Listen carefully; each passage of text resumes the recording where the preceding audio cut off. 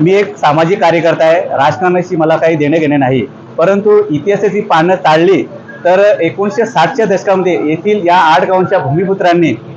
जे राज्याच्या विकासाला चालना मिळावी म्हणून आपल्या सुपीक जमिनी दिल्या। परंतु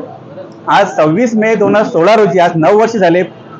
प्रोबेस कंपनीचा स्फोट झाला होता आणि आजच्याच दिवशी गेल्या वर्षी दिनांक 23 मे 2024 रोजी सुद्धा अमुदान कंपनीमध्ये खूप मोठ्या प्रमाणात स्फोट झाला होता।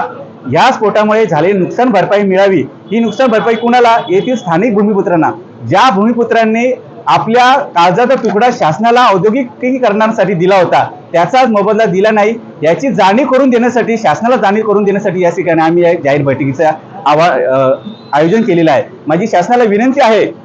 की तातडीने या भूमिपुत्रांना न्याय द्यावा, नाहीतर जसे ही डोंबिवली महाराष्ट्र राज्यामध्ये ही सांस्कृतिक नगरी म्हणून ओळखली जाते, जर तुम्हाला हे इथल्या अति धोकादायक कंपनी स्थलांतर होत नसेल, भूमिपुत्रांना न्याय देता येत नसेल तर तातडीने त्यांनी जीआर जाहीर करावा आणि या डोंबिवलीचं सांस्कृतिक नगरीचं त्यांनी रासायनिक नगरीमध्ये त्यांनी रूपांतर करावं, असे खेदजनक मी या ठिकाणी बोलतो।